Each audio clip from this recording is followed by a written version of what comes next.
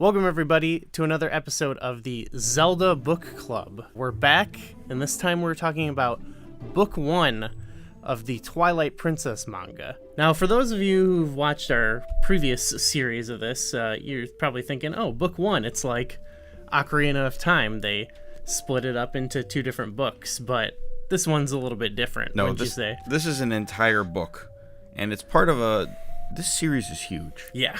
There have been 5 books. I believe there's been 6 books at this point, but there's still more coming. We've just read this one, and it only gets up until when Link enters the Twilight Realm for the first time in the game. But it has a story within it, though, so it is, I wouldn't say a completely self-contained book, but there's a lot going on here. Yeah. So yeah, this is book 1. It's by Akira Himekawa, who are an actual duo of female writers who also wrote pretty much every other manga. They've done 10 mangas up until this point in the Zelda series, but this is far and away their biggest project. Yeah, in terms of Zelda, at least. By the end of it, I think the Twilight Princess series might be bigger than all the other manga combined at this point. I think they're already approaching this is like a 170-page book. Okay, so let's talk about the actual book itself, the story. The first thing about it that I think is so much different than the game is one thing in Twilight Princess that was sort of a big reveal. I don't know if I want to say it's a twist, was that at the end of the game, spoiler, it said that Midna is the actual Twilight Princess. Yes. And the true leader of the Twilight Realm. This book starts off right away, and it's just like... It might be the first scene, actually. Yeah, absolutely. It says, like, here's how the Twilight Realm was made. We get some backstory on that, which I thought was kind of cool. Yeah, Midna's, like, dead father is in there. And then it's just like, hi, I'm Midna, the Twilight Princess, which I think is okay. I don't know how you feel about this, but when I recently replayed through the game for the definitive ranking... that moment where they're all like, the sages are all like, Twilight Princess, we bow to you, or what, I don't know what they actually say. It didn't get to me as much as I did. So I kind of like that we're just like throwing that out and we're just starting. They're clearly going to do something else with it or like dive into her character more. It did feel like an awkward way to start the book, in my opinion. Okay. Because this entire book is about Ordon, and it talks about the kids and the villagers and the struggles they're going through. I think it has like 8 sub-chapters. The first one takes place in the Twilight Realm with Midna and Zant and some of the Twilight. And then there's nothing else even like really referencing Zant. I don't think he even gets mentioned the entire book. I kind of liked it as like a tone setter. It was like, here's like what the story is gonna... It's like a prelude, I guess. Like... Yeah. It actually, it was, I felt like it was maybe a misnomer to call it chapter 1. You should have just called it like epilogue or prologue. Yeah, I should have called it prologue, because all it did was just kind of give you some backstory on the Twilight Realm. It was like founded by some evil magicians who were sent there because they were, I don't know, making the gods mad or something. They eventually developed a society there, which I thought was kind of cool. And the light and Twilight sort of grew apart, where like nobody really knew about it anymore. And then we know about Midna. Her father was the ruler who died, and Zant was his aide, who was kind of like staging a coup, basically, to take over the realm. So if you play Twilight Princess, you eventually kind of...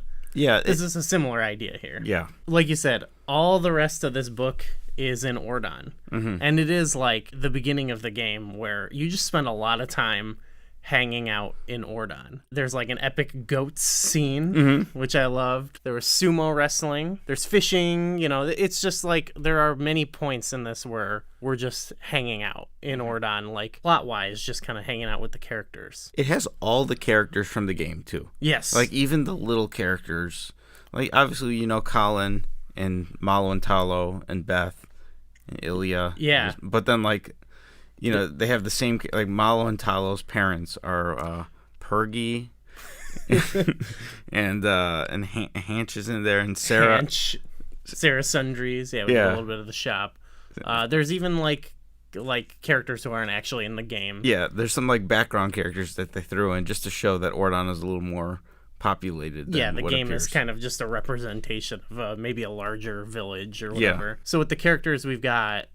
one thing I like was we have Ilya in there, and I think it's better than the game. They have a lot of like sweet little scenes where they're like riding around on Epona and talking. I really like that stuff. What would you think about Talo in this? Well, I love Talo in the game. I love the dynamic between Talo and Colin in this. Early on, Talo wants to be like a warrior when he grows up or something. Yeah, he's training with Russell, I think, maybe? Yeah, he's like, I guess like there's like an apprenticeship going on over there. But then like he sees Link as like this like goat herder. He's like a ranch hand, and now he wants to be a ranch hand, but Colin wants to be a ranch hand, and like I think Colin feels threatened. Colin's like a little too timid to like do anything about it too. Yeah, right? Talo also kind of resents Colin a little bit because Talo's kind of the troublemaker, or he's always getting into something, and Colin is like the good kid everyone likes, and he sort of resents him for it. At one point, he challenges Link to a sumo wrestling contest, and like Malo,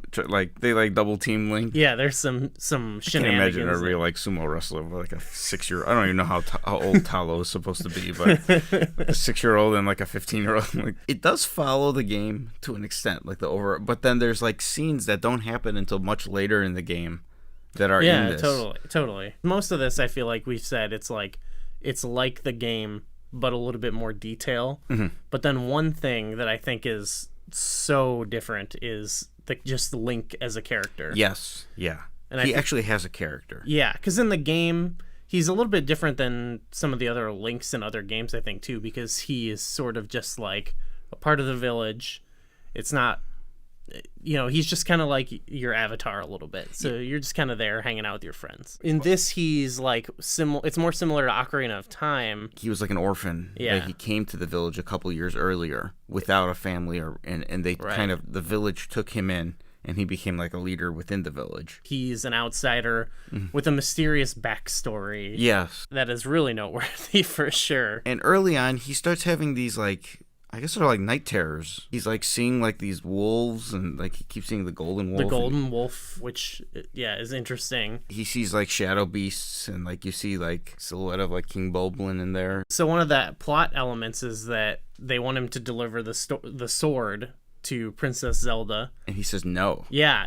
Instead of it just being like, okay, it's like he does not want to go. So he has these horrifying images. He is extremely afraid of leaving the village, and he also is like freaked out by anyone suggesting that they do it either. And he starts yelling at the kids. Yes, yeah. When they want to go into Fair, like not just yelling like "Don't go there, it's bad," but like you could see like it's a different side of him, and I think it like scares Colin a little bit. He's like, was that Link? What was that? Yeah, I found that pretty interesting, and you mentioned seeing all the scary creatures, Bulb and all that stuff. I liked when that was being hinted at, and there was like this encroaching force coming from the outside. One thing that I liked was it was starting to like affect the crops there. I think his name is Yaggle? Haggle. Jaggle. He runs the pumpkin patch, I guess. Yeah, so they all got rotten, so they went and threw him off the bridge. I think they imply they got rotten maybe because of the corruption or something. Yeah. I'm not sure, but he's like, can't let anybody find out about this. And so he goes. This is the pride of Ordon. We don't want them to know that our pumpkins are going bad. Link's backstory. He eventually realizes it later on, but we should probably go into it because it is like the most out there thing as far as anything. So he lives in a town like near the desert. Was it named? I don't remember if it was named. They said it was run by the Rufrio. He's a knight there. He's like training with a bunch of guys. But there's like this secret sword. It's not the master sword. Other people of this town tried to pull the sword, but they couldn't. It's like the sacred sword that's stuck in the stone. And I like this because it was kind of a twist on what you expect normally, the sword in the stone trope, because he pulls it out and it is not good. No, it's like a curse. The void that after he pulls the sword like sucks in all the people of the village, and you see the hero shade for a second. Is he a bad guy, or is he the curse or something? So we have a mystery here, which I kind of like. Yeah. It's kind of cool because if you've already played the game and you're reading this, they're like, we don't need the mystery of the Twilight Princess, and they give us kind of something new. I'm interested to see how this plays out. It also has me thinking about like, what is the golden wolf? Yeah, that's stalking him, or what? How is this tied in? Midna also has a wolf too. So I'm like, there's wolves all over who the are the place. wolves? Yeah. They were talking about wolves in Pharaoh Woods. Yeah, they're off howling. That might be the golden wolf. I'm not sure. This village gets, I guess, like, disappears. Everybody's dead. Yeah, except for Link, because he had the sword, I guess. That's why I don't know if he had amnesia or whatever it was, but he eventually comes out about this, and he's like, afraid, and that's why he doesn't want to be a swordsman, is because right. he touches a sword, things go wrong. So Link has all these books in his library in his house. Mm-hmm. Colin enters his house for the first time, and like he's like looking around, and he's like, "Wow, look at all this stuff on your shelf. Look at all these books." And then Link kind of passes it off as like, "Oh, they're interesting stuff, but I really don't know what they say." Like, yeah, he's like, "They're nonsense to me," or something like that. Yeah. Well, he mentions like, where did you get all these books? And I love the look. It's like, oh, I ordered them from the catalog over at Sarah Sunrise. Yeah. Sarah Sunrise is cool in this. Even that, they gave a little scene too. So yeah, it's like this thriving market. You get some like potion there or something. I don't really remember. Brings the cat there. Yeah, it's like as if there's like a traveling merchant who sells books all of Hylia, and then every time he comes in, love it. You make an order for a book. Similar to like showing other townspeople and more of the land, like when they're going across Ordon. I like how it's kind of fleshing out the world, in your mind a little bit. Yeah. So then like he goes there and says, "Did the book come in or something?" And then he gets a book. And it's like he's researching his past, I think. Okay. That's what's happening. So he's trying to make sense of what happens. So it came to me that like when Colin was asking, he kind of like threw it away because he didn't want to worry Colin. But I thought it was just like he didn't even know what he was talking about. This is like Link's too stupid to know what's going on. Yeah. Because the only other time they've talked about like magic and stuff was in the beginning when they were talking about the Twilight Realm. Mm-hmm. So I was thinking maybe that is why it's a good prologue there, is because there's some connection here maybe. Mm-hmm. So we'll see. So the darkness finally comes back to get them. Yes. Because like in the game, Tallow and Malo go off on Epona.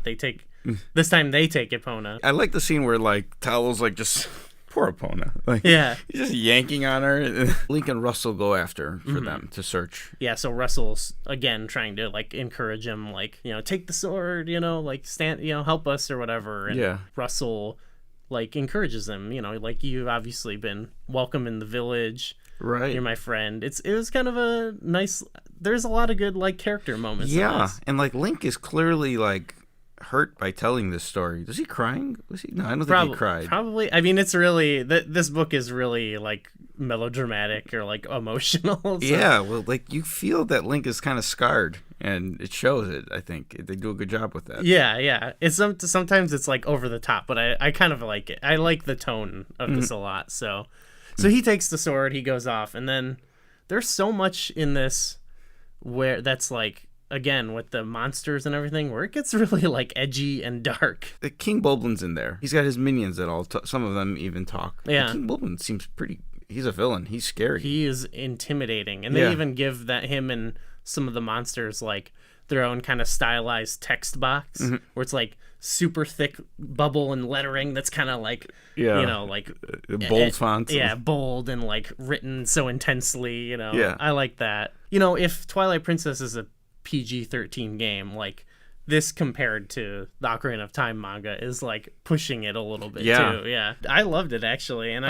I when we talked about it in the game, like some of the elements of this that are in the game, I'm not a huge fan of, but I don't know. I thought the manga did a good job of like showing that. So this is where it's like it time jumps a little bit, because in this game, King Bulblin grabs Colin and ties him up to his post, just like it, but that's much later in the actual game, because that's like the Bridge of Eldin. I love that arrow shot into Ilia. Right? Yeah, and it's super dark. She got shot in the arm, and then in a later scene you can see that like time has passed a few minutes or whatever, because now she's bleeding down here. And he's like holding her up. Like she's like a rag doll or something. It's so grim. Yeah. It's fantastic. And then Link shows up and stabs him in the back, and like he just no-sells it a little bit. This is like King Bulblin's the real deal. Then he goes chasing after him or whatever, and that's where there's where he goes into the Twilight. Yeah, and this plays off just like the scene in the game. There's the one scene where he's just looking at the giant wall, and it shows him morphing into a wolf. Which is, again, is a really disturbing compared to the game, I think. He's like a human wolf hybrid for a second. Yeah, his body, I don't even know how to describe what's happening to him. There's something just not right about it. So it ends on, you just see like the Twilight version of Midna. Yeah, the imp version. And she looks like scary, which I think is a good introduction, knowing kind of the dynamic they're supposed to have. Yeah, I mean, that about covers the story. What'd you think overall? And there's a lot more details in here that we're not, I mean, this is 170 pages or whatever, and, I just... Yeah, are there any small little... There's a bunch of little stuff that happened, but I can't, Yeah, I touched on most of the ones, yeah. Yeah. I like the interactions with Colin and Talo in particular, and I like their dynamic. There's a little bit from Beth. Beth's kind of got like a crush on Talo, I think. Yeah. Didn't get much from Malo. Keeps calling him a hunk, I think. Yeah. Colin's like, oh, they deserve each other because they're both kind of, I don't know. Yeah, Malo is more of a misfit in this. Well, he's like he follows Talo around. Yeah. Whereas that's a different character than him in the game. In the game, he's kind of mocking Talo. Okay, yeah. Like, this guy, like, he's the younger brother, but he's clearly the more intellect. Yeah. He... There's still time for that, too, once we get into Kakariko Village. I assume they'll still have some story there, so... Yeah. Malo has not been developed very much yet. Yeah, no. Which is, I think we'll add to it if it's supposed to be kind of, like, shocking that this, like, baby is, like, running a store. I think it works a little bit more that he's, like, low-key right now. We'll see how it plays out, though. Yeah. I truly enjoyed this, actually. I did, too, yeah. I'm excited about, picking up the next book. Yeah, same thing. I liked how it took its time. Like I said, reading it in this story form where there's not like, it's not the game. And so we can just like slow down and develop, because that was one thing a lot of things in the video game story didn't work for me as much, because I felt like there was too much going on and none of it I felt was like developed in a way that suited me. And I like in this, it's like, we've got the time. Yeah. Like, this doesn't really need to, like, get to any, I'm not worried about a tutorial or anything, so. And it's like, this book, like, we read the Ocarina of Time manga, and it's, like, basically the size of 2 of these books. Yes. Like, a chapter, the first, it's like you go through the Kokiri Forest and all of the Deku Tree or whatever in 15 pages or something. Right. This is like 170 pages of just Ordon. I also felt like, too, I liked the Ocarina of Time manga by the end, but I felt like it went along kind of way too fast. It did, yeah, it moved things along pretty rapidly. And this right now so far I think has the good pacing. Good pacing. It's a 5-star in pacing. And another thing is, I read this all like in a day, and it just like, I mean, it's not hard to read. It's meant to be pretty accessible for a lot of audiences. So it just melted away. You want to continue reading, especially because like first page of the next chapter is just a continuation of it's bingeable. You just want to like keep going. So yeah, it's really good, I think. So I'd recommend people check it out. I don't know how the other ones turn out, but I guess someday we'll cover those and see how it goes. If anyone else has read these, let us know in the comments what you thought about it. Yeah, we'll have a link in the description too if you want to pick it up. They're cheap. I mean, it says $10 on here, but I think it's actually a little cheaper online. Yeah, if you enjoyed this discussion, like, let us know. We'll probably do the rest because they're fun to read, down the line. Let us know if that's something you'd be interested in. Did you not like the changes? Maybe let us know. As always, give us a like, subscribe, and thanks for watching. Welcome everybody to another episode. Start over.